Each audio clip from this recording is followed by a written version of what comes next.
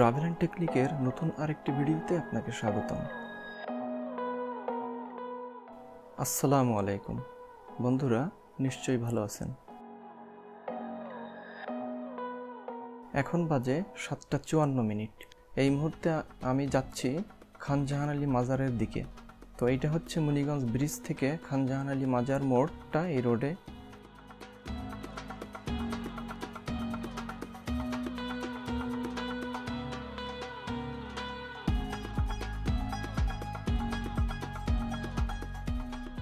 তো এইটা হচ্ছে বাদামতলার 4 মোড়। তো আজকে আমি যাচ্ছি বাগেরহাটের খান জাহান আলী রহমতুল্লাহ আলাইহের আমলে যে পুরাকীর্তিগুলা, তার 3টে স্থান আপনাদেরকে দেখাবো। যেটা হচ্ছে জিন্দা পীরের মাজার এবং মসজিদ, আর একটা হচ্ছে রেজাখুদা মসজিদ, এবং সর্বশেষে যাব 9 গম্বুজ মসজিদে। বন্ধুরা, আমি ট্রাভেল রিলেটেড ভিডিও তৈরি করি। আমার ভিডিওগুলো যদি আপনাদের কাছে ভালো লেগে থাকে তাহলে চ্যানেলটি সাবস্ক্রাইব করে পাশে থাকা বেল আইকনটি অন করে রাখতে পারেন, কারণ পরবর্তীতে কোনো ভিডিও আপলোড দিলে সবার আগে আপনি নোটিফিকেশন পেয়ে যাবেন। আর যদি অলরেডি সাবস্ক্রাইব করে থাকেন তাহলে আপনাকে অসংখ্য ধন্যবাদ। এখান থেকে বাগেরহাট শহর 5 কিলোমিটার, মানে এই খান জাহান আলী মাজার মোড় থেকে বাম দিকে হচ্ছে বাগেরহাট শহর 5 কিলোমিটার, ডান দিকে খুলনা 35 কিলোমিটার এবং মোংলা 45 কিলোমিটার।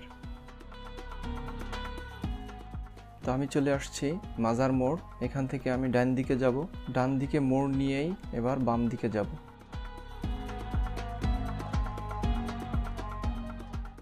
এখান থেকে আমি বামে যাব। এই বাম পাশে হচ্ছে রণবিজয়পুর সেন্ট্রাল জামে মসজিদ।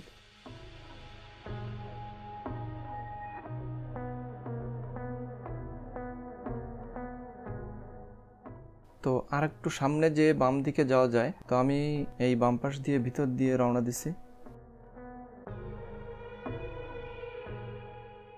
তো বাগেরহাটে এরকম আরো অনেক পুরাকীর্তি আছে। তো এইখান থেকে হচ্ছে ডান পথ দিয়ে আসলে এই পথেই যাওয়া হতো, এই একই রোড এইটাই।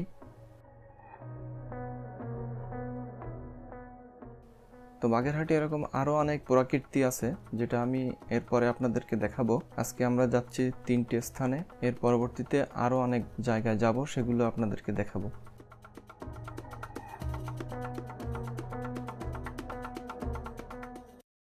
তো কিছু দূর সামনে এগোই বাম পাশে একটি পুকুর দেখেন, অনেক বড় পুকুর। এই পুকুরের শেষ হলে বাম দিকে একটি রোড, এই বাম রোড নিয়েই সামনে এগোয় ডান পাশে হচ্ছে জিন্দা পীরের মাজার।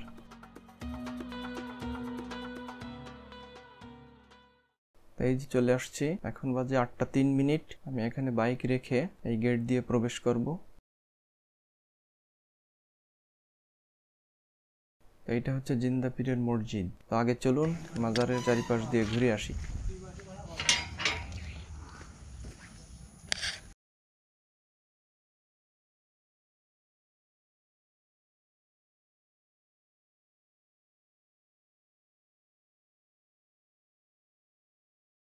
এখানে 5টি কবর আছে।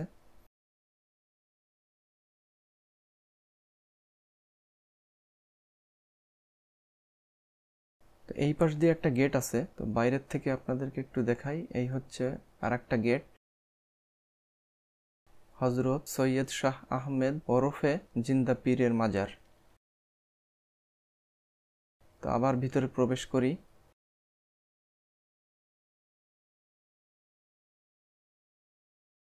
এখানে বাম পাশে অনেক জায়গা, এখানে কয়েকটা কবর আছে, এখানে হয়তো স্থানীয়দের কিছু কবর। তো এই হচ্ছে জিন্দা পীরের মাজার শরীফ।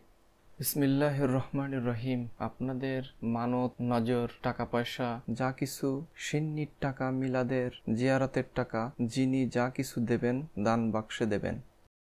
যাই হোক, আমরা সামনে চলে যাই। চারিপাশে প্রশস্ত জায়গা আছে এবং এখানের যে ওয়ালগুলো দেখতে পাচ্ছেন, এই ওয়ালগুলার ডিজাইন নকশা সেই খান জাহান আলী রহমতুল্লাহ আলাইহের সেই আমলের। কিছুটা ধ্বংস হয়ে গেছে। তো এখানে আরো 2-3টা কবর আছে। তো এইটা হচ্ছে মসজিদ।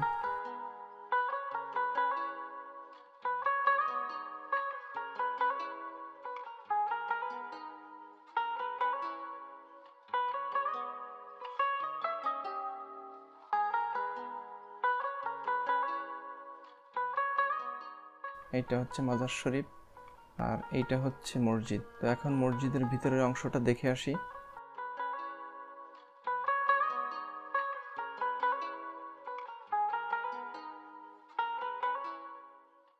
দেখেন, সেই আমলের নকশা করা ডিজাইন, সেই আমলের বিল্ডিং এখনো প্রায় অক্ষত।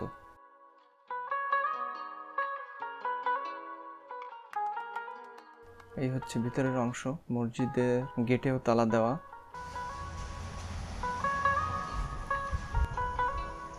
ডিজাইনগুলো দেখেন কত সুন্দর।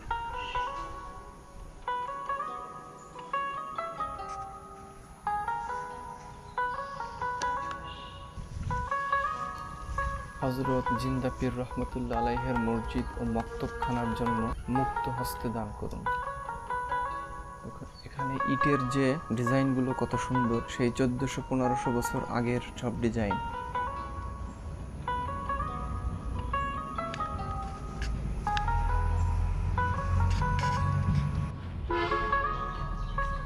তো এই হচ্ছে জিন্দা পীরের মাজার এবং মসজিদ। এখন আমি যাব রেজা খুদা মসজিদে। তো চলুন সেটা দেখে আসি।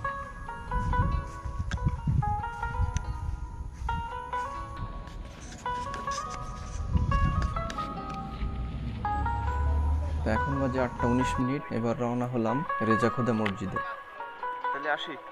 আসসালামু আলাইকুম।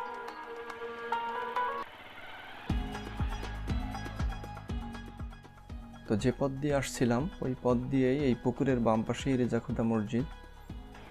তো এই মসজিদের অনেক অংশটাই ধ্বংসস্তূপে পরিণত হয়েছে।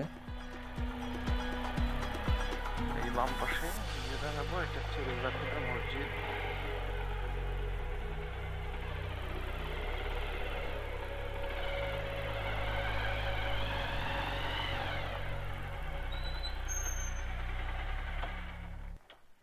এই বাম পাশে মসজিদ। এখানে বাইক রেখে একটু সামনের দিকে আপনাদেরকে দেখাবো এবং এই মসজিদের কিছু তথ্য আপনাদের সঙ্গে শেয়ার করব। রেজা খুদা মসজিদ এটা সুন্দরগনা বাগেরহাট সদরে অবস্থিত। রেজা খুদা মসজিদ বাগেরহাটের খান জাহান আলী রহমতুল্লাহ আলাইহের সমাধিসৌধ কমপ্লেক্স থেকে 500 মিটার উত্তর পশ্চিমে অবস্থিত। এই মসজিদের দেওয়াল ও মেহরাবের অংশবিশেষ ব্যতীত প্রায় সম্পূর্ণই ধ্বংসপ্রাপ্ত। মসজিদটির ভূমি পরিকল্পনা আয়তাকার। 1.74 মিটার পুরু দেয়াল সহ এর বাইরের দিকের পরিমাপ 16.5 মিটার। পূর্ব দিকে 3টি এবং উত্তর ও দক্ষিণে 2টি করে খিলানাকৃতির প্রবেশদ্বার ছিল। পূর্ব দিকের প্রধান প্রবেশ পথের উচ্চতা ছিল প্রায় 4.72 মিটার। মসজিদের 4 কোণে 4টি অষ্টভুজাকৃতির বুরুজ ছিল। মনে করা হয় সেগুলি ছিল পোড়ামাটির মোল্ডিং বন্ধানী দ্বারা অলঙ্কৃত, যার সবই ধ্বংস হয়ে গেছে।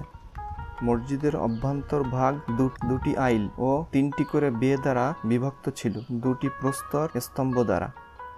পূর্ব দিকের প্রবেশ পথগুলি বরাবর পশ্চিম দেয়ালে 3টি অলঙ্কৃত মিহরাব নির্মিত হয়েছিল, যা এখনও বিদ্যমান। এটি 6 গম্বুজ বিশিষ্ট মসজিদ ছিল। অন্যান্য স্থাপত্যিক বৈশিষ্ট্য ও অলঙ্করণ খান জাহান আলী রহমতুল্লাহ আলাইহের সমাধির সঙ্গে সাদৃশ্যপূর্ণ ছিল। 1977 সালে 19 ডিসেম্বর এটিকে সংরক্ষিত পুরাকীর্তি ঘোষণা করা হয়। 1975 সালে ঐতিহাসিক মসজিদের শহর বাগেরহাট নামে ইউনেস্কোর তালিকাভুক্ত বিশ্ব ঐতিহ্য স্থলে এই মসজিদটি অন্তর্ভুক্ত। এই হচ্ছে রাস্তা। রাস্তার অপোজিটে এখানে একটা বড় পুকুর আছে। এই হচ্ছে পুকুর। আর আমি যে একটু আগে গেছিলাম হচ্ছে ওই যে মসজিদ, জিন্দা পীরের মাজার এবং মসজিদ, ওই জায়গায়।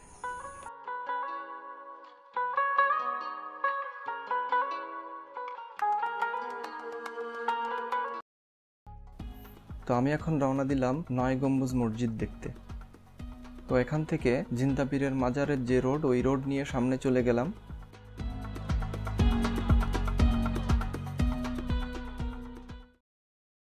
তো এই মুহূর্তে চলে আসছি 9 গম্বুজ মসজিদে। এই মসজিদটি খান জাহান আলী রহমতুল্লাহ আলাইহের যে দিঘির পশ্চিম পাড়ে অবস্থিত। তো এখানে কিছু তথ্য আপনাদের সঙ্গে শেয়ার করব। 9 গম্বুজ মসজিদ, ঠাকুর দিঘি, বাগেরহাট সদর, বাগেরহাট। তো খানজাহান আলী রহমতুল্লাহ আলাইহের যে দিঘি, এটাকে ঠাকুর দিঘি বলা হয়।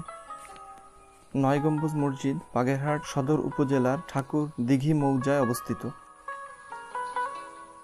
ঐতিহাসিক ঠাকুর দিঘির পশ্চিম পাড়ে খানজাহান আলী রহমতুল্লাহ আলাইহের সমাধি থেকে প্রায় 400 মিটার দক্ষিণ পশ্চিমে 9টি গম্বুজ দ্বারা আচ্ছাদিত 4টি পাথরের স্তম্ভ বিশিষ্ট মসজিদটি অবস্থিত। এই হচ্ছে 9 গম্বুজ মসজিদটি। চলুন ভিতর থেকে ঘুরে আসি। প্রতি সারিতে 2টি করে মোট 2 সারি পাথরের স্তম্ভ দ্বারা মসজিদের অভ্যন্তর 3টি আইল ও 3টি বে দ্বারা বিভক্ত। ফলে সম্পূর্ণ স্বতন্ত্র 9টি বর্গ সৃষ্টি হয়েছে, প্রতিটি বর্গ গম্বুজ দ্বারা আবৃত। প্রতিটি গম্বুজই মসজিদ অভ্যন্তরে পরস্পর ছেদ করা 4টি খিলানের উপর তাদের ভার ন্যস্ত করেছে, যেগুলি পাথর স্তম্ভ ও প্রাচীর সন্নিবেশিত স্তম্ভ থেকে উৎপত্তি লাভ করেছে। পশ্চিম দেয়ালে 3টি মেহরাব রয়েছে, যার মধ্যে কেন্দ্রীয় মেহরাবটি আকৃতিতে বড়। 4 কোণের গোলাকার বুরুজ 8টি মল্ডেড ব্যান্ড দ্বারা নকশা শোভিত। 1966 সালে 26শে সেপ্টেম্বর এই মসজিদটিকে সংরক্ষিত পুরাকীর্তি ঘোষণা করা হয়। 1975 সালে ঐতিহ্যের মসজিদের শহর বাগেরহাট নামে ইউনেস্কোর বিশ্ব ঐতিহ্য স্থলের তালিকায় এই মসজিদটি অন্তর্ভুক্ত। এখানে সব থেকে বৈশিষ্ট্য হচ্ছে এই মসজিদের ভিতরে ঢুকলে একেবারে শীতল, কোনো ফ্যান এসি কিছুই লাগে না। এতক্ষণ বাইরে ছিলাম, গরম লাগতেছিল, এখানে আসলাম একেবারে ঠান্ডা। চারিপাশ দিয়ে দরজা, এই যে দরজার যে জানালাগুলো রাখা হয়েছে, চারিপাশ দিয়ে বাতাস আসে, একেবারে সুন্দর লাগে। এই হচ্ছে সেই 1500-1600 শতকের পুরনো বিল্ডিং। তো আজকে এখানেই শেষ করছি, দেখা হবে নেক্সট অন্য কোনো জায়গায়। ততক্ষণ ভালো থাকবেন, সুস্থ থাকবেন। আল্লাহ হাফেজ।